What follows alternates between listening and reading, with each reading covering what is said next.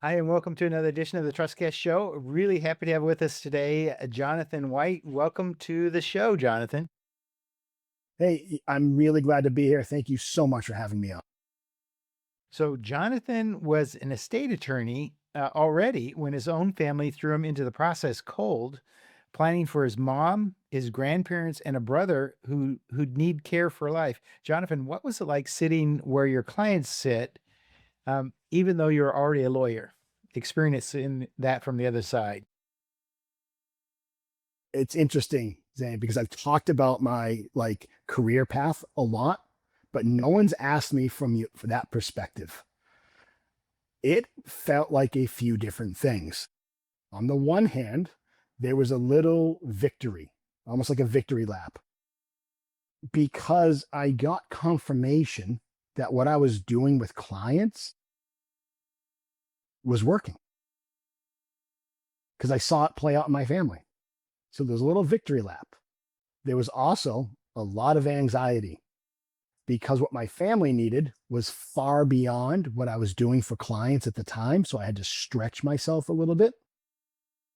So there's a lot of anxiety there. And I think when you put the victory lap part of it with the anxiety part of it, I got this feeling that I was home. It confirmed for me that, yes, this is the calling in life I was meant to serve.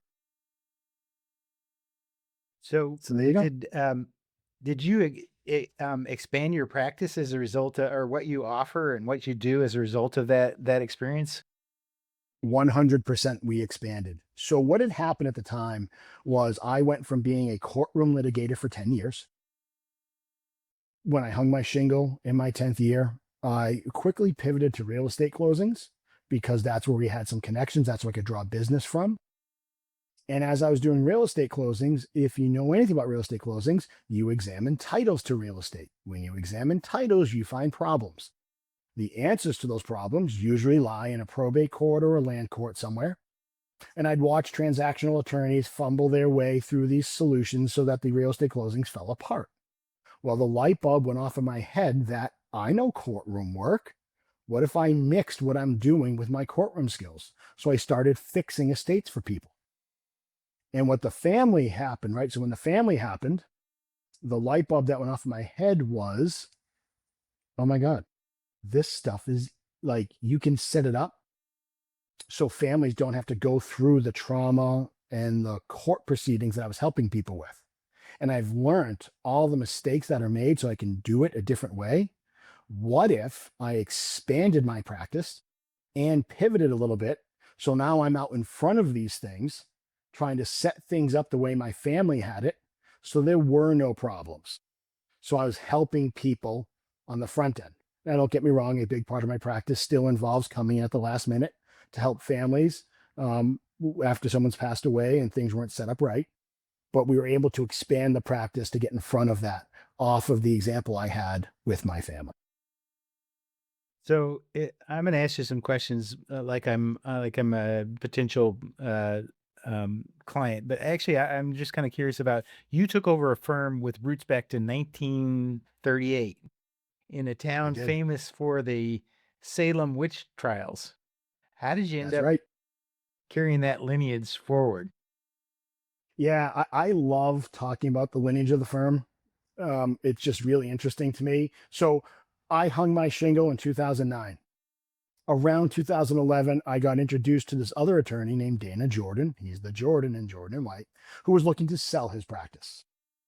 And as Dana and I got to know each other and we figured out this was a good fit and it was going to work, I really got to know the history of Dana's practice. So Dana got the practice from a gentleman named Sumner Lowe Raymond. If I was ever going to be a novelist and write a book, I'm going to have a main character named Sumner Lowe Raymond. I mean, what a name. So Sumner's the gentleman that started practicing law in the 30s, and he was based in downtown Salem, Massachusetts, actually in the same building from when he started through Dana's time. And then I was there a little bit till I moved our offices to where we are now. And I know that because there was a giant fire in this building in the 80s. And when I first got there, it was like every other law firm. There were filing cabinets lining every wall. They didn't throw any piece of paper away. As I'm looking through some of the drawers, some of the paper had charred ends. I'm like, and Dana, why do we have burnt paper? Oh, the fire. And the funny story about the fire that everyone in Salem business community knows is Dana and Sumner are running in and out of the building, trying to pull as many files out as they can. Dana's mother happened to be the firm administrator. She was running up and down Washington Street in Salem, trying to find a landlord that would give her a temporary lease because she knew all the tenants in the building were about to be displaced. And it's like this running joke in the Salem business community about how they were acting when the fire was. So when Dana then would tell me other stories about the lineage and how they, trace the roots back, it just really appealed to me and I bought into it. And I love that we can trace it from me to Dana, Dana to Sumner. That is funny. I mean, that's really interesting. So let's say I'm gonna pose as a potential client. So my parents are getting older, and we've never talked about a will. How do you start that kind of conversation? This is kind of an uncomfortable conversation. It is. And it is something I've worked at for a really long time. And we start the conversation by introducing a belief statement of our law firm. So I started off by saying, usually I know how the client came to me, whether they were a referral from a warm referral partner, whether they found us through an internet search. I know how they came to me. So I can set it up along the ways of something like we are known in the community. The reason why this person sends people to us is we are known for taking something that most people ignore their entire lives and making it incredibly easy for them. What we believe more than anything is that you deserve to leave this world knowing that the people you are leaving behind are taken care of. And my goal for this meeting today is to make sure you walk out of the meeting knowing more than you walked in, regardless if we decide to work together or not. And I set up every initial meeting that way. After they hear that, we have a agenda that I've created that we curated. I don't want to say created, it's more curated by paying attention to how these meetings flow. And the agenda serves a few purposes. One, I think it's really important just to have a conversation at these meetings. And sometimes that conversation will lead us on tangents. And those tangents, I think, are very important because we learn about each other. And I think estate planning is a lot about learning about each other. The problem is, I may go off on a tangent long enough that if I didn't have an agenda to anchor me, our time would be done and we didn't actually talk about the thing we need to talk about. So on the one hand, it keeps me on track. On the other hand, it relieves a lot of anxiety because clients like that will come into the meeting. They don't know what to expect. And if we can show them there's a method to this madness, there's a time to talk about all of these things and it's designed, it relieves that anxiety. And what it does is it prevents a lot of people from coming into these meetings, literally taking a deep breath, and then in one sentence, say everything that they wanted to say because they didn't think they'd have time to say it. And Zane, if we do this right at the end of the meeting, the client will have spoken the majority of the time. They will have told me all of their fears and worries and concerns, their goals, what they want to accomplish. And I'm in a position to just say, great, we can solve that problem for you. And this is how we solve. So does And that that's how we do usually it. happen in one meeting, or is it a series of meetings? Yeah. Part of the agenda is one of the first things we talk about is I show the client what the planning journey looks like through my firm. And what you'll learn is we run a 3-meeting system. So that first meeting is what we just kind of talked about. It's a salesy style meeting. While I may talk about some legal concepts, I'm not giving any legal advice. I'm not there to show them or dazzle them with all of my legal knowledge, right? I'm there to see what's your problem. Can we solve it? Does this price look good to you? Then we have a second meeting. That's the meeting now that they've signed up to be a client. The second meeting is where we do their actual planning, where I answer legal questions, where I use my experience to help guide them, and we design the estate plan to fit their needs. Then the client goes off. We come back for our third meeting, and that's when they sign their documents. So, what's the real difference between a will and a trust, and what do people not know about that? What do you find the typical things that people misunderstand? So I'm going to answer your question, and answering the question, I'll get to the difference between a will and a trust. One of the most common misconceptions I have to combat is a statement like, we have a will, we are all set. And the thought behind that statement is a will means our family doesn't have to go to the probate court. And that could not be the farthest thing from the truth. What a will does is it guarantees that your family will have to go to the probate court. And so that is the most common misconception I have to dispel at all times. I just need a will, need to make sure my family's set up. With a will, we're all set. We avoid the court. So, at its truest essence, a will necessitates a probate proceeding through a court process where a trust avoids it. And that's the main difference between the two. Now, inside of a trust, there are several types of trust that do all different things. But between a will and a trust, we avoid the probate court. Hanging with the will for 1 second. What happens is I think people misconstrue something they hear. So when someone says, I have a will, I'm all set, what all set means is this. Because someone took the time to write a will, when you go to the probate court, you present the will. And when you go through the process, what a will basically does is it takes the decisions out of the court's hands so that the court honors what the decedent put in their will, meaning this is who I want to be in charge, and this is who I'm leaving my things to, and how am I leaving them, right?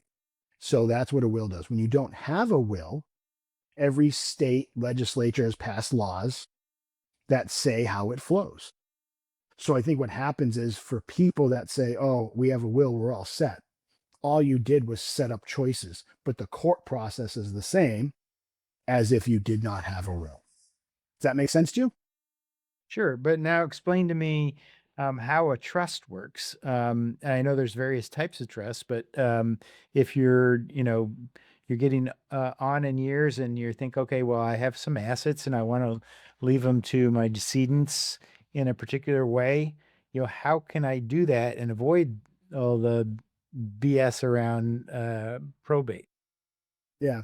So at its basic essence, the way the trust works to avoid the probate court is the trust is a separate legal entity from you. And because it's a separate entity, when you pass away, the assets that you've put in the trust are trust property as opposed to your own. So the only time you have to go through a probate process is when you have assets in your own name, which is why things like jointly held assets avoid probate when there's multiple owners. And that's how a trust works. Because the trust is a separate legal entity, the assets inside of it avoid the court process. Sometimes, however, we have an unfunded trust, meaning someone took the time to create the trust. And this is what I think most people miss about trust planning. The work isn't done when you sign your trust. There's some work to be done afterwards. So after you sign your trust, there's some homework to go through to align your assets with the trust. And aligning your assets simply means changing how you own things. Let's take a house, for example. It's the easiest That one was my next question, to the picture. house. Yeah. Yeah. Let's take the house for a second. You cannot write in a trust in some appendix or exhibit that the house is in this trust. That will not work. You change the ownership of houses at a registry of deeds. So, part of funding your real estate into your trust means recording a new deed where it would be like, I, Jonathan White, grant to the Jonathan White Living Trust this real estate. And you file that deed at the registry of deeds. Now, the real estate is inside of the trust.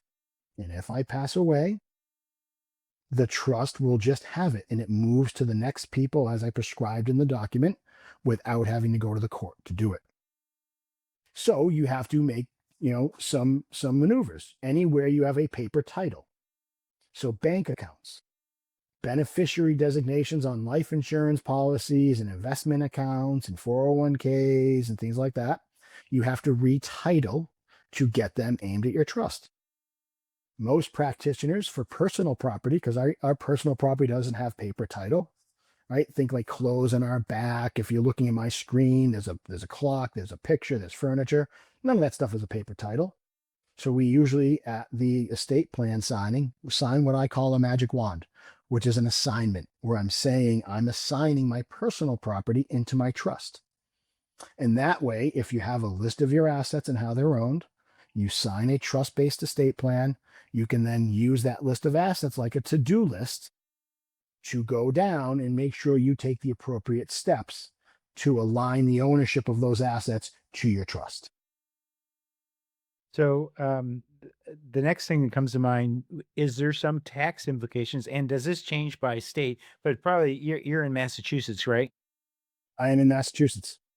So let's just talk about Massachusetts, because I hate to ask you about a question about Texas or Idaho when you're an expert in Massachusetts. But let's say talk about in Massachusetts. Is there some tax implication from moving from something that is like I personally own my house, or I have a stock portfolio or 401k. Now I'm going to put it in the trust. What is the tax implications for? I'm going to give you the best lawyer answer. It depends. That is a great lawyer answer. It depends. All right. Let's talk about it this way, because that's a really important question to answer. For the majority of people, when they do trust-based estate planning, we're talking about a style of trust that's called a revocable living trust. That trust will not trigger any tax implications. And here's why. While you're alive, there really is not much of a difference between your personal entity and the trust entity, because the trust uses your own social security number and because the trust is revocable, right? Revocable is our fancy legal word for you can change your mind and you have direct control over those assets. So as long as you have full control and you can change your mind and it's in your social security number, even though we have a trust structure so that when you pass away, it avoids the probate court, there's no change to your real day-to-day life from that perspective. You're still filing income taxes the same way. You are paying your mortgage the same way. So you have no real tax implication there.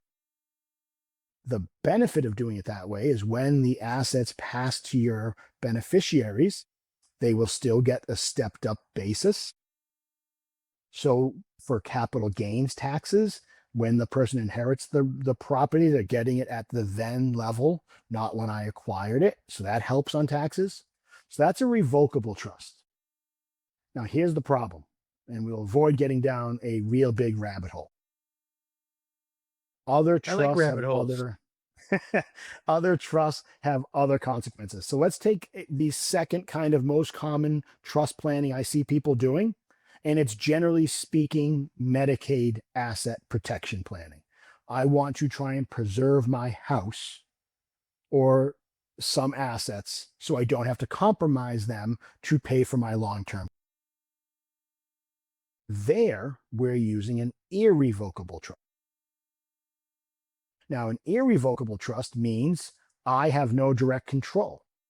After I create the trust and put my house in it, I'm basically out. I cannot serve a further role in that trust. So, on the one hand, there's big tax implications there. It's not yours anymore. On the other hand, skilled practitioners set these up to be grantor trusts.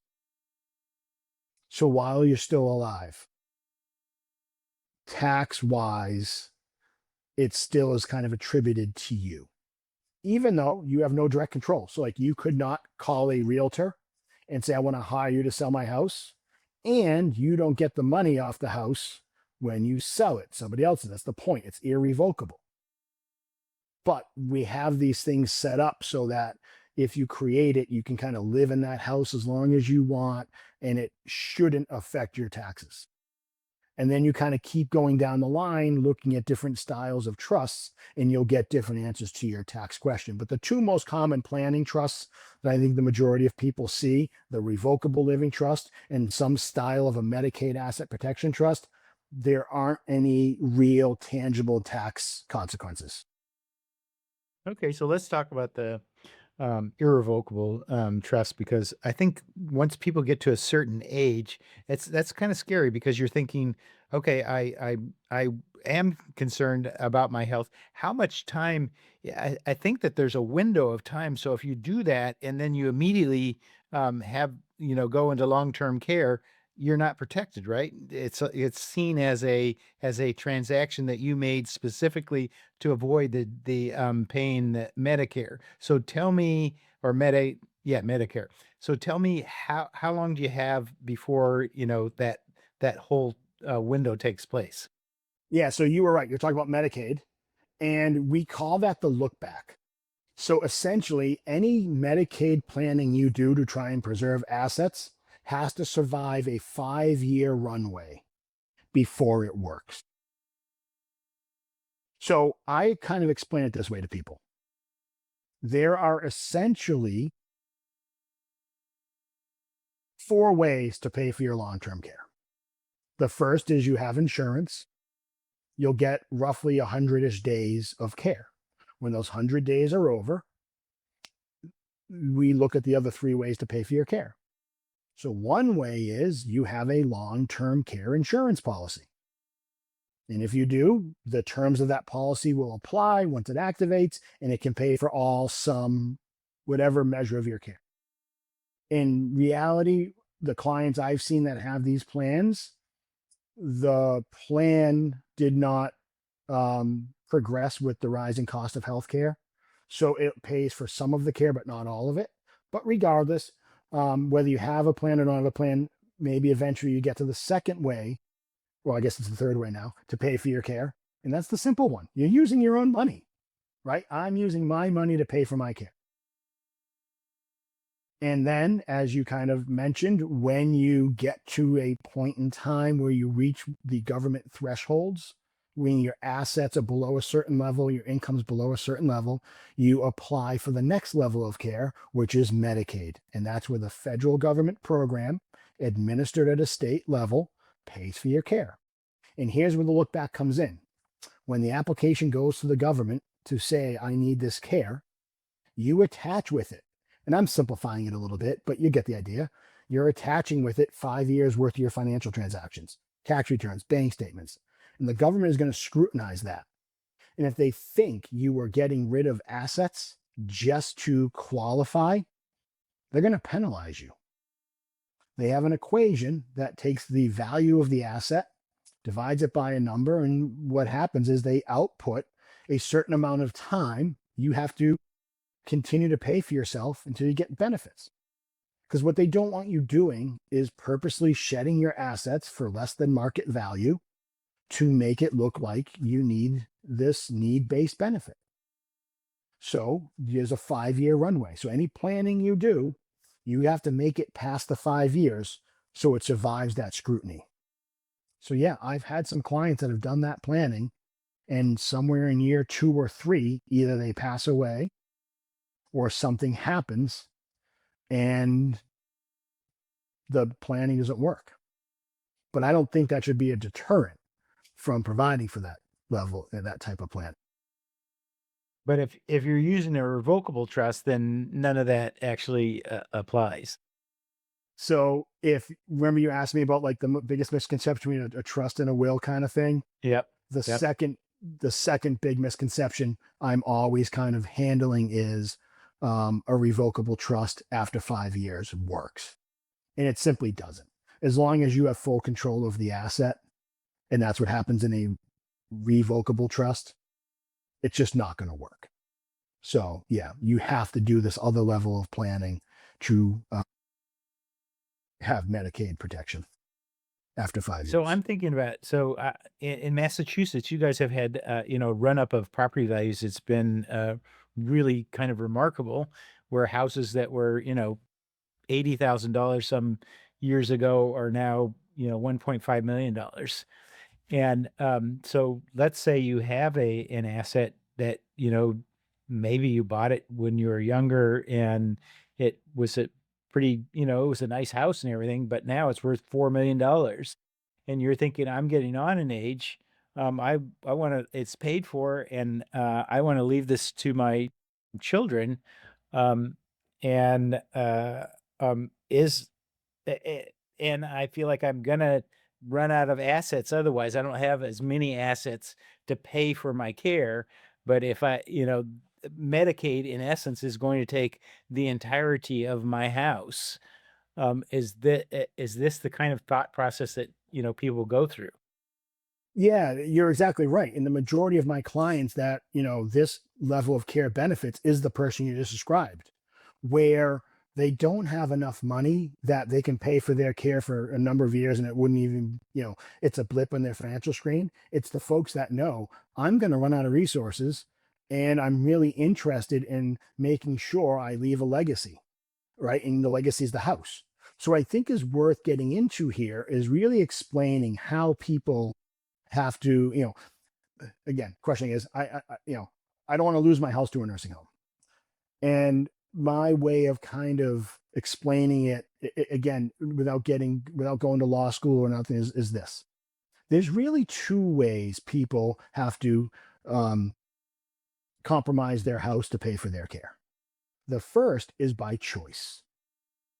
Right? No one's ever going to make you do anything. And no nursing home is coming and taking your house. You have a choice. So I have a client that made a choice. She likes the assisted living facility she's at.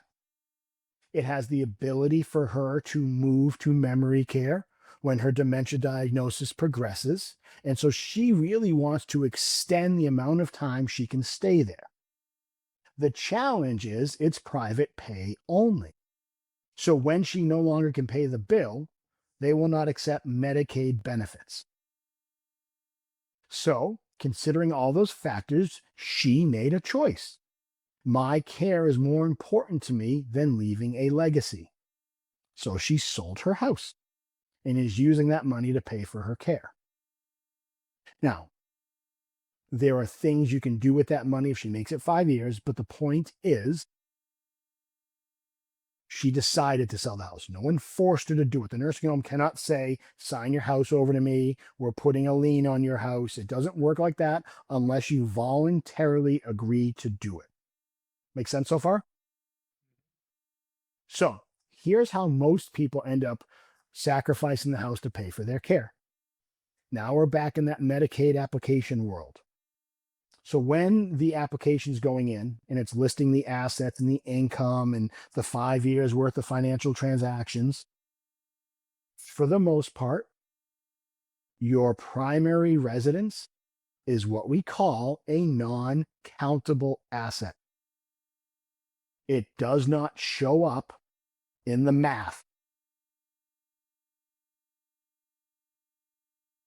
When you pass away and you've received Medicaid benefits and you have a house, your family learns that it is not a benefit in the truest sense of the word. Because to me, a benefit means I receive it.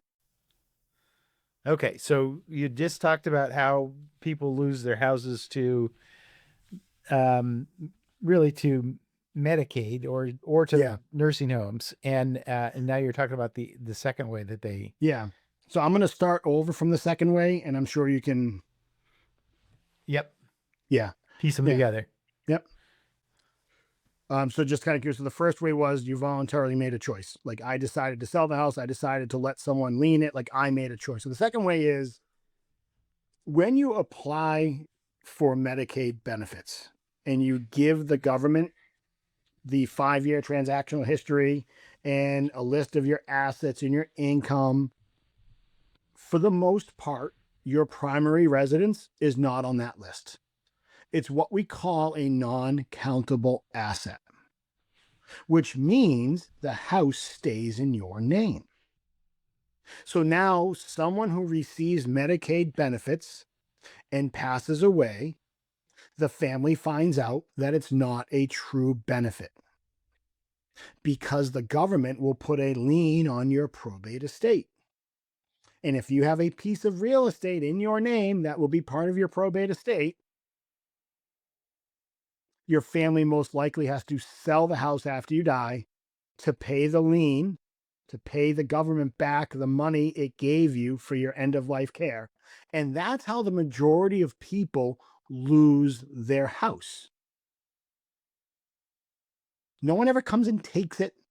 Like people go in full well, but that's how it works.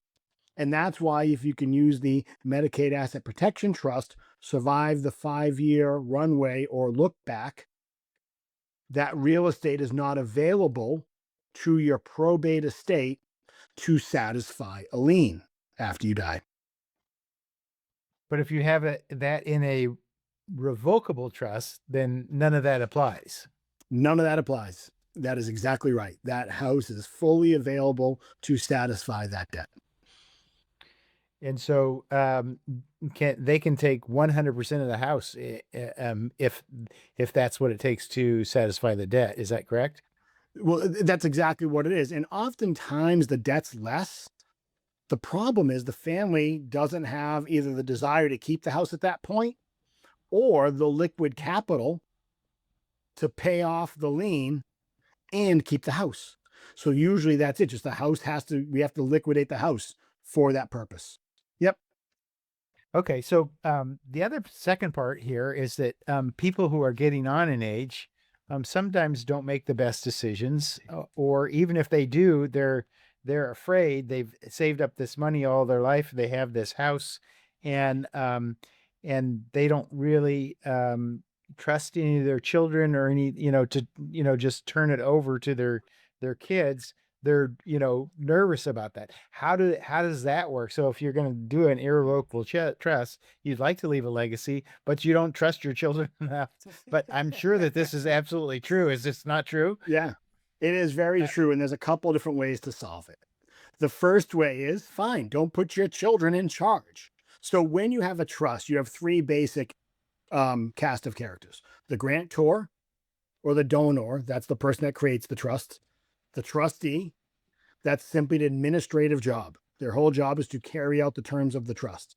And then you have the beneficiaries, right? The beneficiaries receive the yield of that trust. So in a Medicaid trust, an irrevocable trust, the donor is it. So mom and dad, house, create the trust, deed the house into it, and that's it. So in that case, you just don't make your children the trustee. You put somebody else in. Maybe you put a professional in, like an attorney or an accountant or a professional trust company. You can do that. Or a lot of trusts, especially these Medicaid Asset Protection Trusts, if you write them correctly, the donor can retain a very special limited ability. And that ability is to change who my trustee is. So if I put someone in charge and say to them, I would like to sell the house, and they say, no, I know how this trust works. You have no say. You change the trustee and you put somebody in that will do that job for you. So those are the two levers you can use to offset the concern about, I have a child, I'm not sure if they'll do the right thing, I'm not sure if they'll do this correctly, wherever that thought drifts to. Those are the two ways to handle that. So the other thing that people are obviously going to ask you about, well, how much is this going to cost me, Jonathan? Well, yeah, I mean, this all sounds interesting, but I have a limited amount of cash available to me.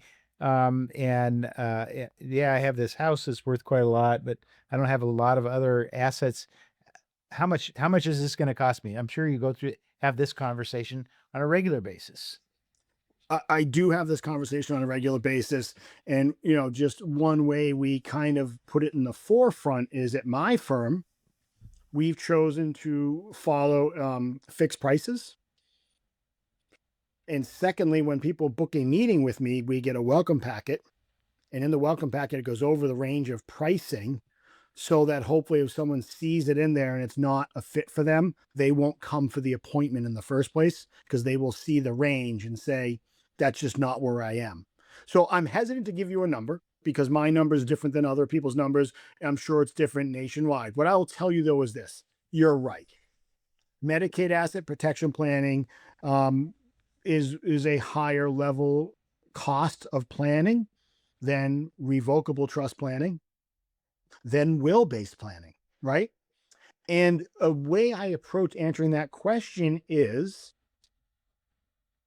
what kind of pain point do you want your family to tolerate down the line? Because while it may be more money to put a Medicaid asset protection trust in place now, when you look at the value it's shielding for you, it is not a lot of money. In other words, if I have a five, six, $700,000 house that we've now shielded, the cost of the planning is, it was inconsequential to that. But you're right; it doesn't solve the problem of where do I get the liquid cash to pay for the planning. Hmm. So what are Um, some of the creative ways people do that so that they can figure something out? Because maybe they recognize that this is a better deal than the other way. What are some of the yeah. creative ways people can address that? So there's a few Because different you ways. don't work for free. I mean, nobody works for free. I don't work for free. Yeah. Nobody works for free. No, do not work for free. What I will tell you is I've seen clients do a bunch of different things. Um, some clients will pull the money from an investment fund, or they'll go to their financial planner and say, this is important to me, how do I draw the funds? And they let the financial person solve it, right? Whoever's managing their fund at Fidelity or wherever it is. That's one way. Second way I've seen people solve the problem is they use their credit card, right? They know they put in their credit card and they let it pay off over time. They know they're getting a little bit of an interest hit. I've seen people solve it because they may have a home equity line of credit. So they will write a check from their home equity line of credit. There are some attorneys now that offer like financing. Like, you ever see those companies like Affirm Financing? There are some Hmm. attorneys that offer financing. So, and another way is go to your children or whoever is close to you, like that's ultimately getting this, and saying, hey, listen, you're getting this at the end. I need help now to set this up for you. So those are some of the Right. creative ways.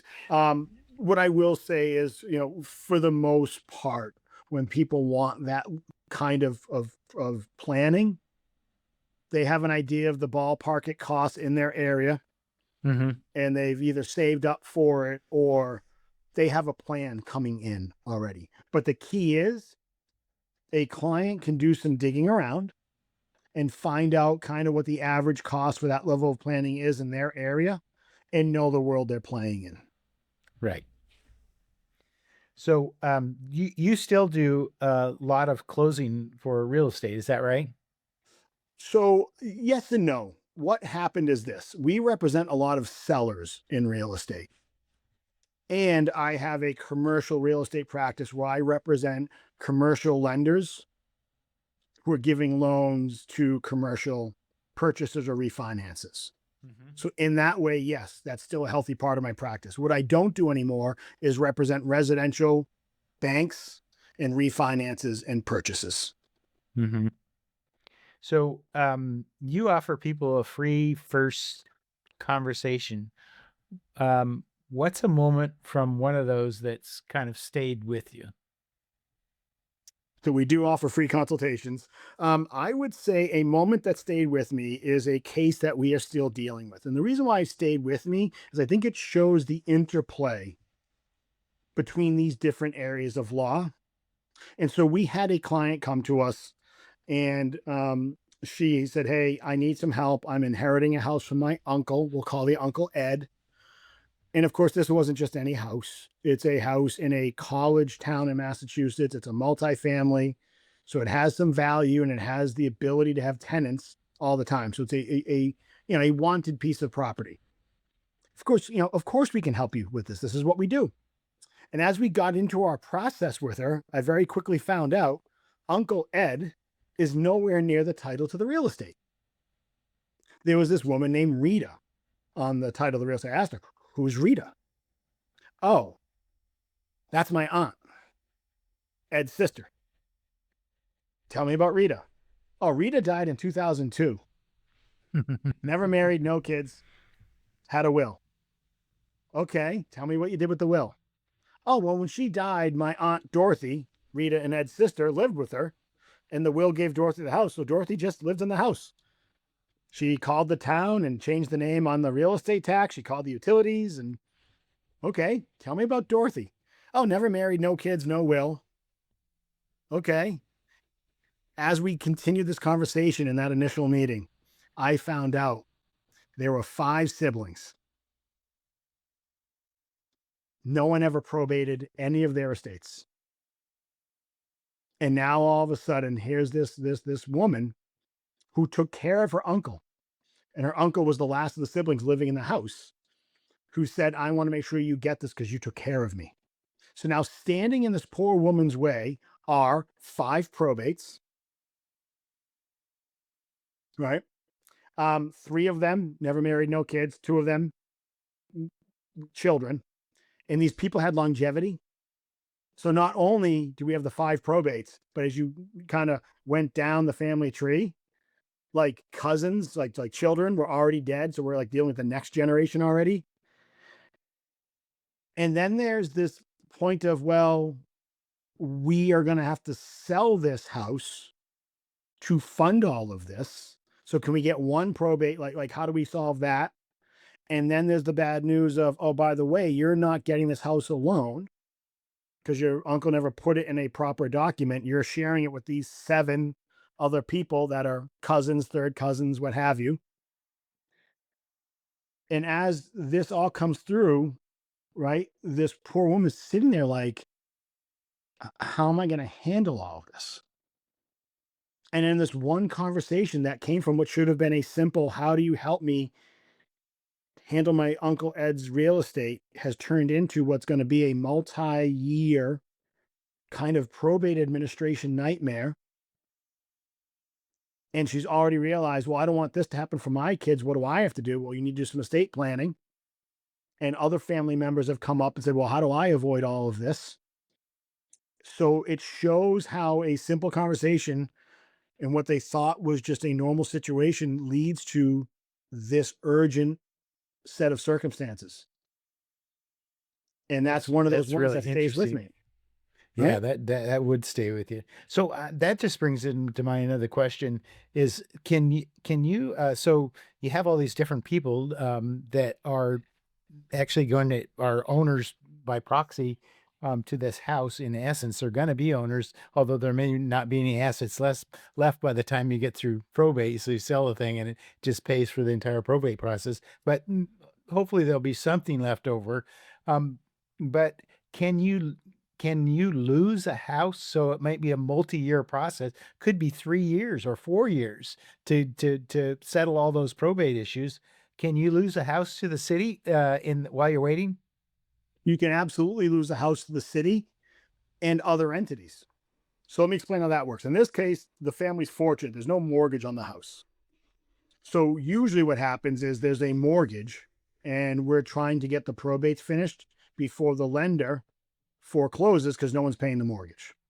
Now, obviously, if there's someone in the family that can pay the mortgage, we advise them pay the mortgage, keep track, we'll reimburse you. But oftentimes they can't. So it's, can we probate before they foreclose? I'll tell you, most banks don't want to foreclose. They don't want to own real estate. So they will generally work with you if it's reasonable. Okay. A city or a local government, you could also have to lose, the house could be in trouble there because there's going to be real estate taxes owed. So in Massachusetts, we pay real estate taxes on a quarterly basis. Kind of like if you have an unpaid mortgage, if you have unpaid taxes, after a while, the town will do what we call a tax taking. And it starts off by them putting a lien on the property. And eventually, yes, they will levy the lien to sell the real estate to take the tax. And I've had situations where a family's come to me, and unfortunately, there's a little bit of a delay. And so the foreclosure, whether it's a tax foreclosure or a mortgage foreclosure, is actually already in process.